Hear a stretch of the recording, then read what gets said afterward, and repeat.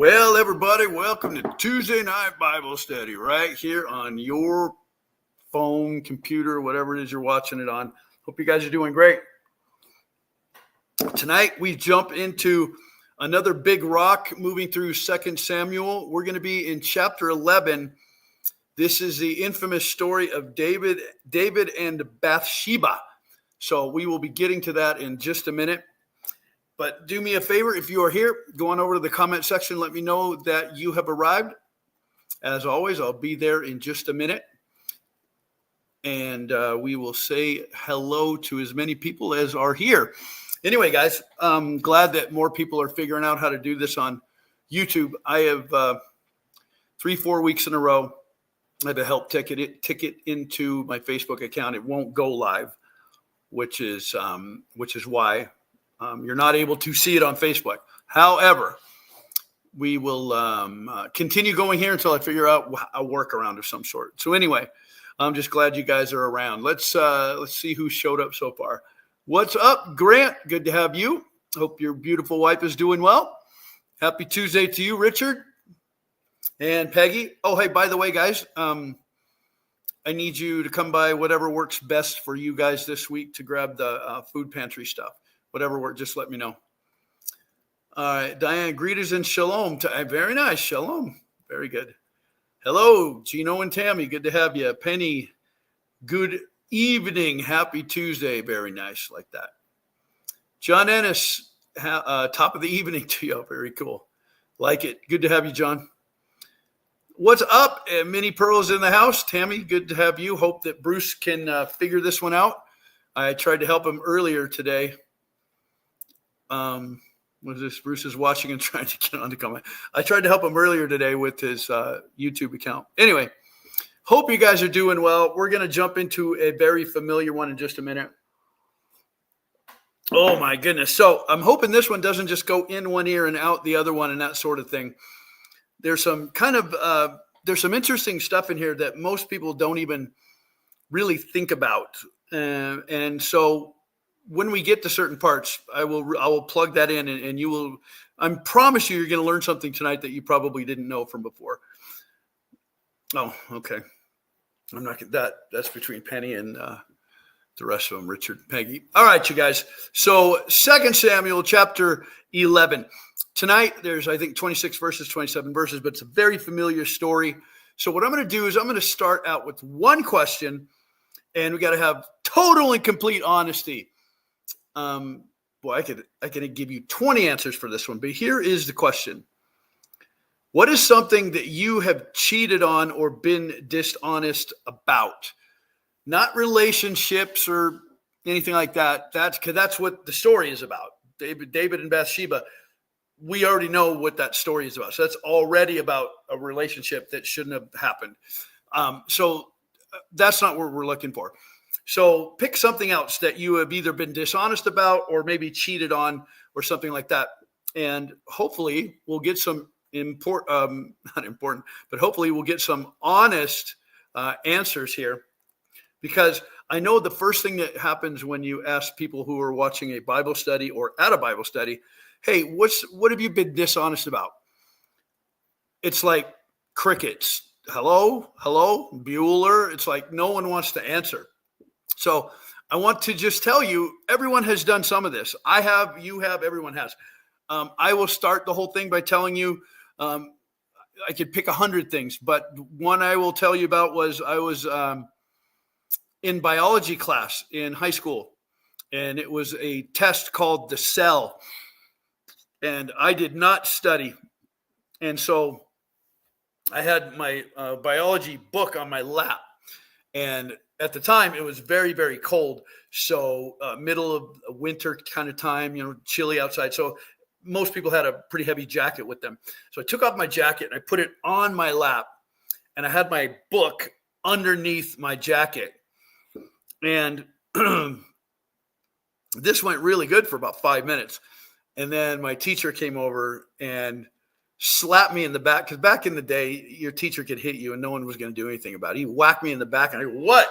I turned like this and he grabbed my coat, and he jerked it. And then what I did was I opened my legs really quick, like Suzanne Summers doing the thigh squeezer thing. I went whoop. I opened my legs so that the book, my textbook went whoop down to the floor, and whoa, I closed my legs back up. Like I said, like Suzanne Summers doing the old thigh master. Anyway, he goes, "What's that?" And I go, "What's what?" I just played it off like I didn't know. So anyway, he goes, "Get out of here." And he sent me to the office for cheating on my biology test. So there you go. I could give you 100 of them, but there's one for you. There's something that I did. That was a long time ago.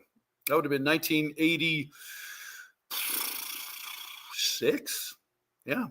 It was fall of 86. It was a long time ago. Do the math. All right. So let's go ahead and jump on into the text. But that's the question. What is something that you have cheated on or been dishonest about? Just not relationships. We're not talking about that because, again, that's what the text is about. So I'm sure that you can find something that you can share like that. But I'm going to jump into 2 Samuel 11. I'm going to jump into the ESV. There we go. All right. David and Bathsheba. Here we go. In the spring of the year, the time when kings go out to battle, David sent Joab and his servants with him and all of Israel. This is hyperbole. Not all of Israel went because there were still people in the palace. So this is hyperbole. It means all the fighting men. And they ravaged the Ammonites and they besieged Rabbah. That's interesting. Let me tell you about this city, Rabbah. It is in an area that you have heard of. And in the Old Testament times, it was called Rabbah. When the Greeks took it over in the New Testament times, just after that, around and after the time of the New Testament, the Greeks took it over and they changed the name from Rabbah to, I believe, they changed it to Philadelphia. They changed it to Philadelphia. And then after Islam came through and defeated the Greeks, they put the name back to what Rabbah is. It shares the same root as this word right here, is the Ammonites. So they changed the name to Ammon, which you might recognize today from Ammon, Jordan.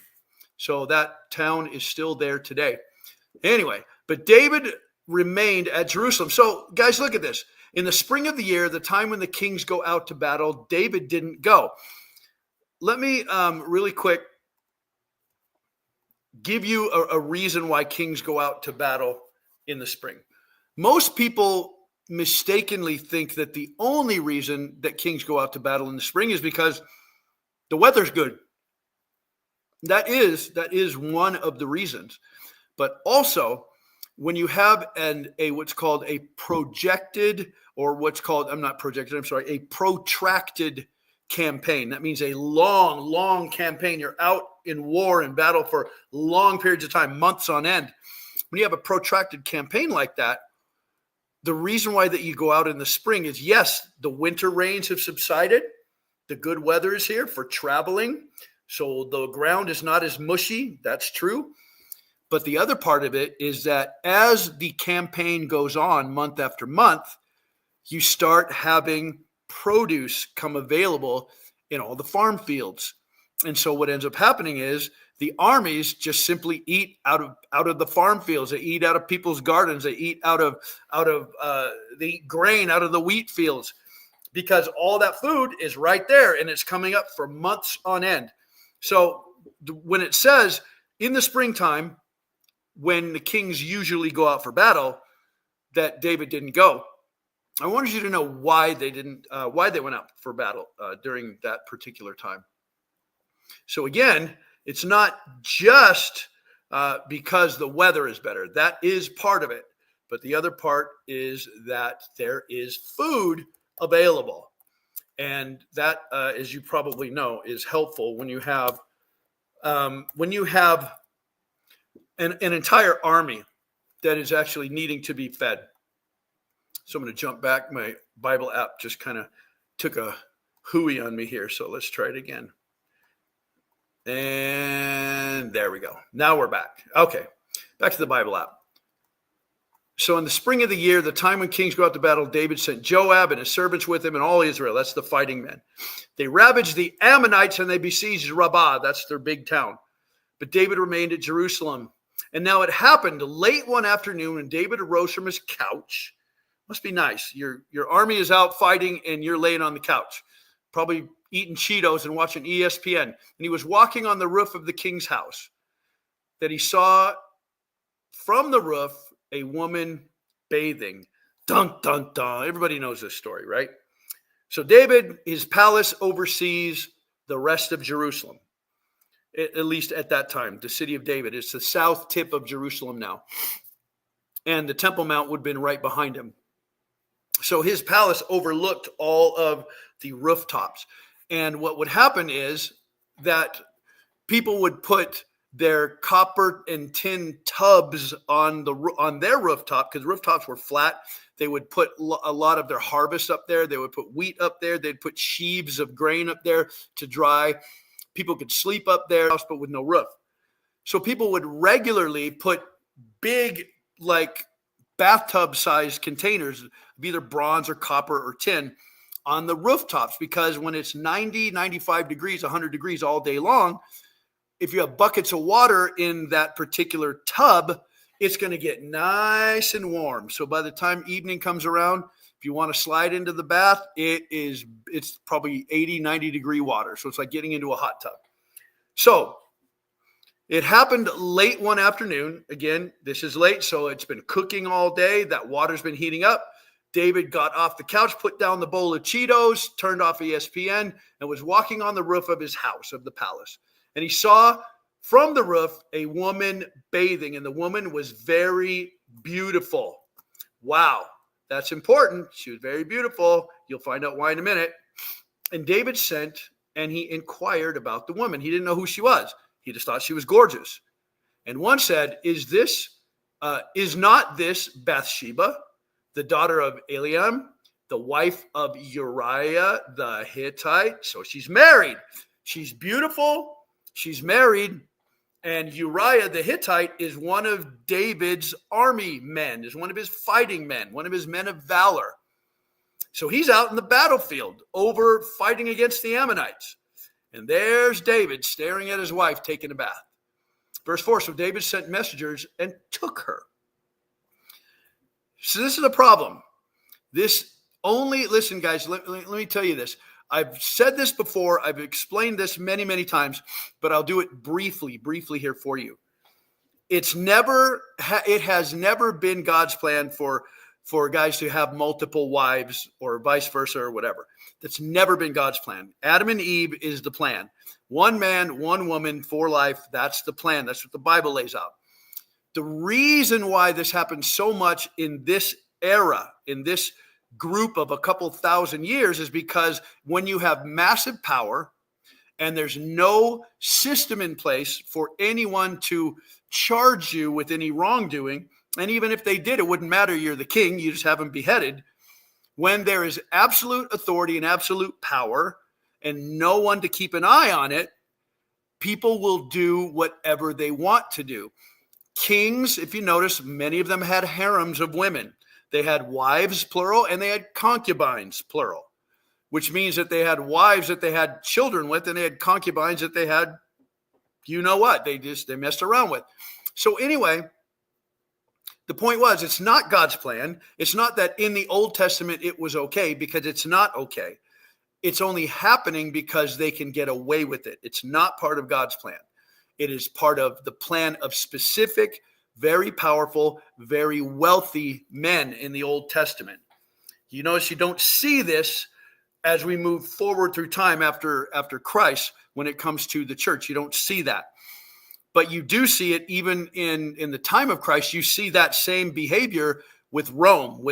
Rome was famous for having this type of a setup. And why? Because they could. It's the same reason why if you're a person that is a safe driver and you drive slow, well, if there's no police officers and no speed limit, you'll still drive slow and drive safe because that's who you are. But if you are a person that is like a speed demon, you got a lead foot, you're always getting tickets and you can't stand to drive slow. If there's no police and no law enforcement and no speed limit, you're driving like a maniac. Why? Because you can. Now, does that mean everyone does it? No. Only the people that can and that enjoy it do it. Everyone else acts like normal people, just like in this case. The only people that do this are people that can. There is no repercussion for them. So I want to make sure you understand that. It's not that this is blessed behavior by God. This is just what people do, at least at that time, not anymore. And then she came to him and he laid with her. Now, this is another, oh my gosh. Okay, let's keep going. Now, she had been purifying herself from her uncleanness. Now, this is going to come up very, very important in the next movement, because this means that she just had her menstrual cycle and she is purifying herself. I'll explain more about that in a few minutes, because there's a reason why when Uriah the Hittite comes back and David tries to liquor him up and send him down to sleep with his wife, that he doesn't do it. There's a reason why, and it's related to this. I'll tell you in a minute. Then she returned to her house, and then the woman conceived, and she said and told David, I am pregnant. So David's going to have a baby with a married woman. The plot thickens. Verse 6. So David sent word to Joab. This is like his sort of chief, like the guy that would be in charge of the army when he's not there. He says, send me Uriah the Hittite. And Joab sent Uriah to David. So he went and got him off the front line, send it back. Hey, the king wants to see you. Go.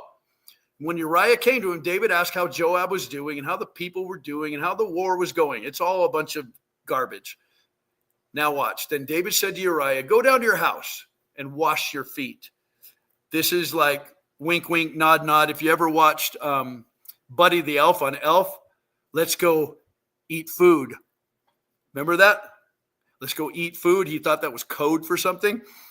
When he says go down to your house and wash your feet, that means that you're going to go inside and you're definitely going to be mingling with who's there. And who's there? It's his wife. He knows what that means. And Uriah went out of the king's house, and there followed him a present from the king. But Uriah slept at the door of the king's house with all the servants of his lord, and he did not go down to his house.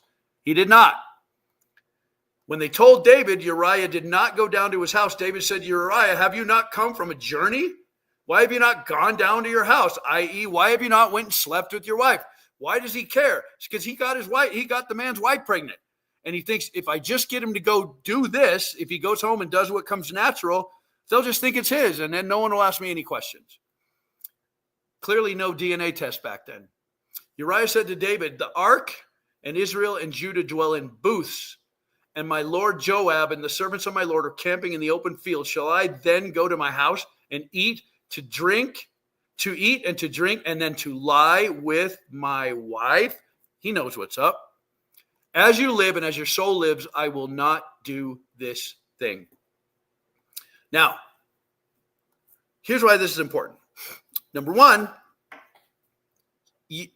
women have menstrual cycles primarily once a month. Not every woman, but most women, usually about once a month. Kind of predictable when it's going to happen. If you're a woman, you know what I'm talking about. If you're a guy, you might go, oh, really? But yeah, that's the way women are. So Uriah would not only be loyal to the king and saying, hey, everyone else is suffering. Why would I go enjoy myself? I'll just sleep out here on the front porch of the palace with the servants. Now, he's a better man than I am because I wouldn't have done that. But clearly he's got his reasons. Another reason for him not going down to the house is that he would have known, because he just went out to battle. He just went out to battle. Wasn't long after they went out to battle that David started, like I said, walking around looking at the city. So he probably, more than likely, most scholars would say that he would have known that his wife was cycling. And if she was cycling, that means that she would be ceremonially unclean while she was cycling, while she was having her time of the month. And then what happens is when that's over, she has to do what's called purification. This means that you bathe and you put different types of oils and creams and stuff and you freshen yourself up, but you are still ceremonially unclean until the end of that day, into that evening. So then what happens is, so you basically stay away from touching other people for that evening and that night. And you wake up the next day, you're back to your life. So one of the reasons why he would not have went down there is that if he were to go and touch his wife, now he's ceremonially unclean. Why is that a problem? This is where you have to put on your thinking cap. We're going deeper. Here's why that's a problem. If he touches her and he does anything with her, even if she's over her time, if she's during the purification process, he's still ceremonially unclean, which means that if David says, back to the front, back to the war, go, guess what? By Levitical law, he can't go. According to Levitical law, once a man has touched or been with or been physical in any way with a woman, whether she's during her cycle or whether she's even during the purification afterwards, then you may not go, you may not join in with, you may not be a part of, and you may not go and participate in any military operation until now you do a purification, which would have meant if David said, Uriah, I need you back in the front lines. Go, get your horse and go. I need you right now. He'd have to say, maybe tomorrow. Maybe. I got a purification thing I got to deal with. I've been kind of, busy, and now I'm unclean. So I can't go participate with the rest of the troops. So maybe tomorrow. Many people don't know that. But again, we go deeper here. This is why. Okay. Now, let me go back to the text.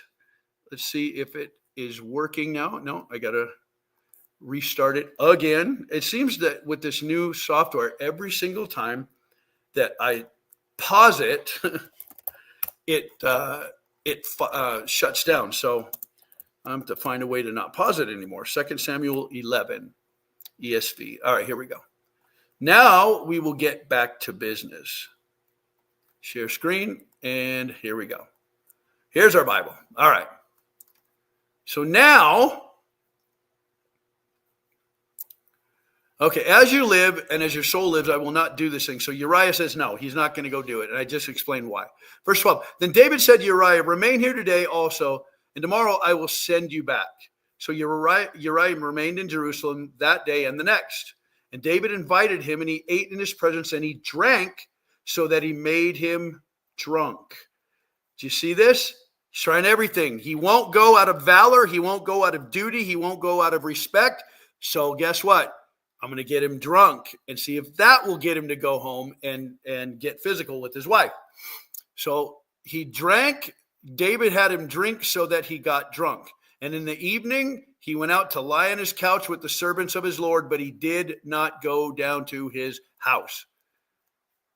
Again, it's everything I just told you. Verse 14, in the morning, David wrote a letter to Joab, and he sent it by the hand of Uriah.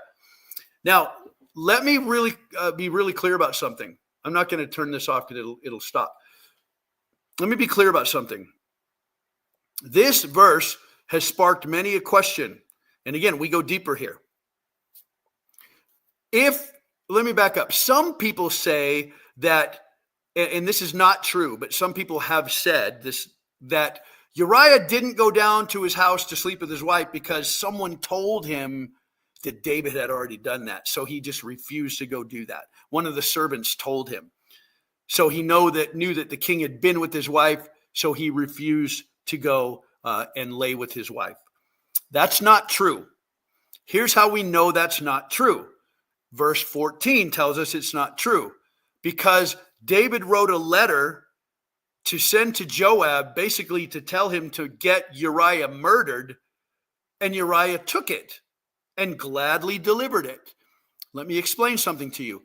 If a man just slept with your wife and made her pregnant and you found out about it, do you really think he would have gladly taken this rolled up scroll that had a wax mark on it that kept it closed? It's called a seal. You really think he would have taken this sealed document with him, bright-eyed and bushy-tailed with a grin on his face and went back and gave it to the guy so that he'd get killed, he would never do that.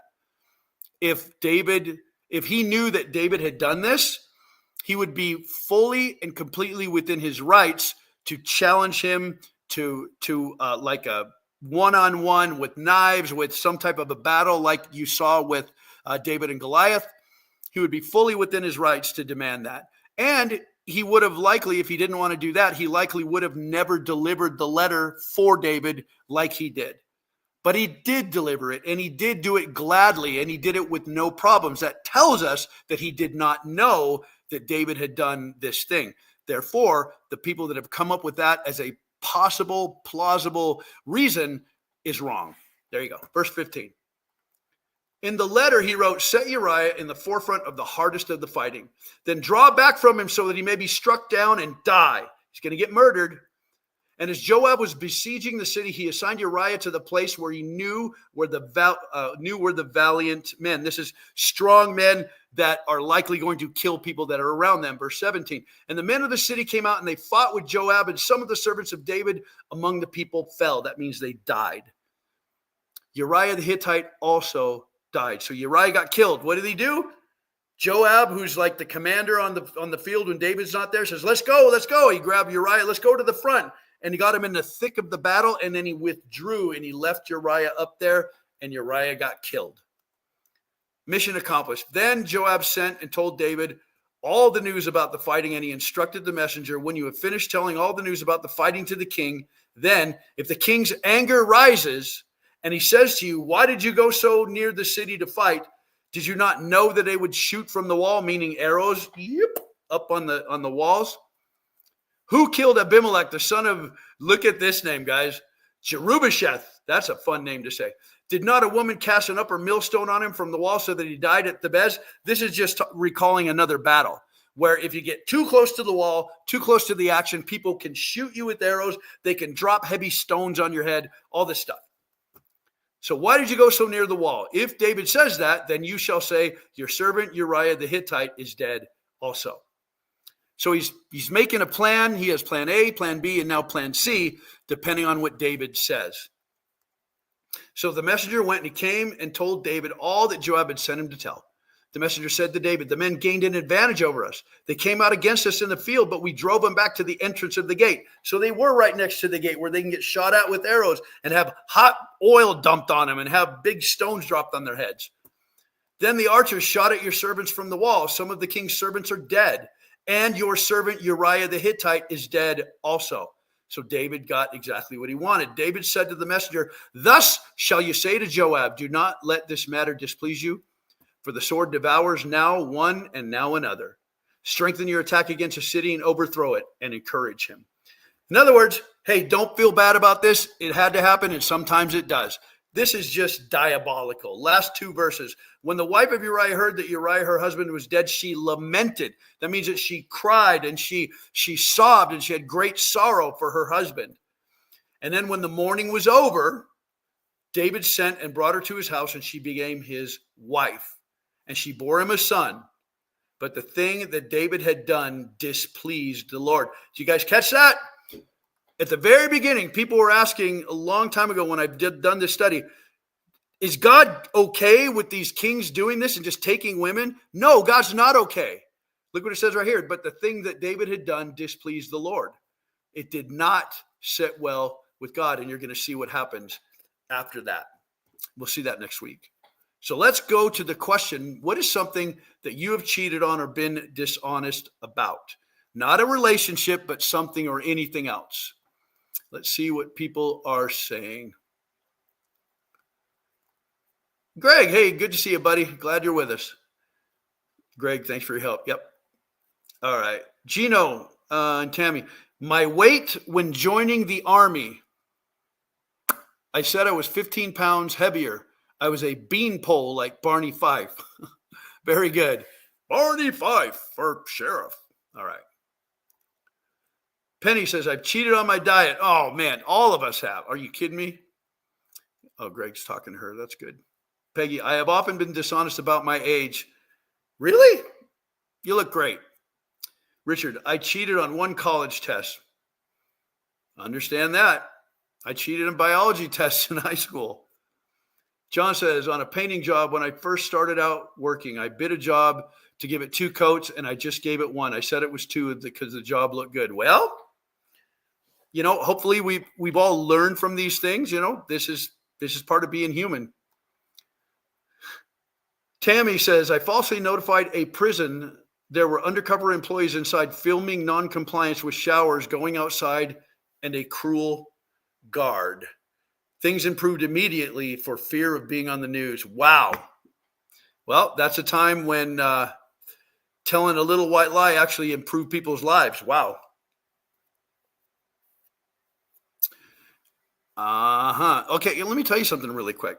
I don't know that this falls under this category or not, but according to Levitical law and in the law of Moses, there are 2 reasons given, 2, where it's perfectly okay to lie. And you're not supposed to lie. Lying's not good. There's 2 reasons given in the Mosaic law, in the Levitical law. 2, where it's okay to lie. Number 1 is if it saves or protects or attempts to protect the life of another human.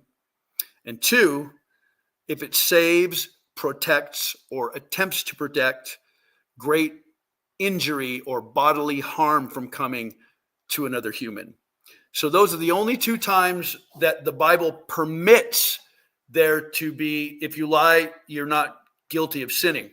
This would hold true, in case anybody's ever wondered, this would hold true if you were in Nazi Germany and there was like a family of Jews and they were trying to get away so they didn't end up in a concentration camp, and you hid them in your house and took them in and fed them. Let's say the Nazis came to your house, bomb, bomb, bomb, banging on the door. You got any Jews in the house? Are you hiding any Jews? Are there Jews here in your house? If you could look them right in the face and go, nope, not here, and they close the door and leave, did you lie? Yep. Is it actually in that specific case? Is that permissible according to God's law? Yep. So 2 reasons. There you go. Saving or attempting to save someone's life, or saving or attempting to save someone from bodily harm or great injury of some sort. So there you go. All right, guys. See, this was easy, right? It wasn't too bad. Let's do this. I'm going to take away that question, and let's do this. We're going to wrap this up. It's been about just a couple minutes past a half hour. I'm going to wrap this thing up. So you saw what we talked about tonight. I gave you a bunch of deep level detail about 4 different things that sometimes just go right over your head when you read this story, because everyone has heard, well, most people I would say have probably heard this story in one way or another. But many times we don't understand the depth of it. We don't understand why things happen. We just understand that they happen. And it's my job to explain the deeper level things to you so that you not only understand that something happened, but you understand why something happened. So tonight, you would have found out why armies go out in the spring, and it's not just the weather, because, as I told you, there's food in the fields, there's grain in the fields, there's gardens full of food during the summer months. And then number 2, I explained to you why there was a bath on the rooftop in the first place, because that's what people would do. They put their tubs up on the roof, and the hot heat of that Middle Eastern sun would cook that water all day. You'd get up there in the afternoon or the evening, and you'd slide into a hot tub and have a nice hot bath. Told you about that. Another thing, I explained to you why Uriah would not go down to his house. 1, he didn't want to dishonor his own troops and his king. And 2, he knew that if he were to touch his wife who was menstruating or actually purifying from that he would be unclean. And if David tried to send him back to battle, he'd have to say, maybe another time, maybe tomorrow, because he would be unclean. And then, of course, the last thing is that this is not permissible by the Lord to do this kind of stuff. And you're going to see the results of that and the consequences of that next week. So let's go ahead and wrap this up in a word of prayer. Lord, I thank you for this time. I praise you for your goodness. I pray that you would help us to learn more about your word so that stories like this that are very, very familiar don't just go right over our heads, because then they become like fairy tales and they become like nursery rhymes and they become like stories that are told that don't have much meaning. So I thank you, Lord, that we know a little bit more in depth about this story tonight, this true historical event. So I pray now, Lord, that you would bless all the people that are watching this, those that are here tonight and the hundreds that will watch this in the week to come. I pray that you would bless them. I pray that you would heal them if they need healing. I pray that you would restore relationships where relationships are broken. And I pray, God, that you would draw us closer to you and help us to desire to go deeper. For we ask it in Jesus' name. Amen. All right, you guys, do me a favor. Take just a minute, jump on over to the comment section, say goodnight to everybody, and I will sign off in about a minute. I'll give you just a minute to go do that. So go ahead and pop over there and drop in a couple of, hey, have a good night, see you around, whatever. But put something in there nice before you sign off, and we will call it a night. All right, here we go. People are popping in. All right, let's see. Penny says, good night, all. Have a great week. Appreciate that. Thank you for doing that. Greg says, good night to everyone. Thank you, Greg. Appreciate that. Peggy says, have a blessed week. Love that. Thank you, Richard. Good night. Good to have that. That's good. And John, amen. Until next one, have a blessed one. You too, buddy. Thanks for being here. Appreciate that a whole bunch. Greg says, have a blessed week. That's great. All right, you guys. Listen, have a great night. Be safe, and we will see you guys all of you that can make it Sunday morning at Revolution Church, 10 a.m. If you don't, if you're not here, find a church close by. Go ahead and go to that one on Sunday, Bible Teaching Church. And then while you're here, before you sign off, click like and subscribe to the channel so we can get a few more people in Bible study with us. So go ahead and hit like and hit subscribe, and then have a great night. And we will see you guys next time.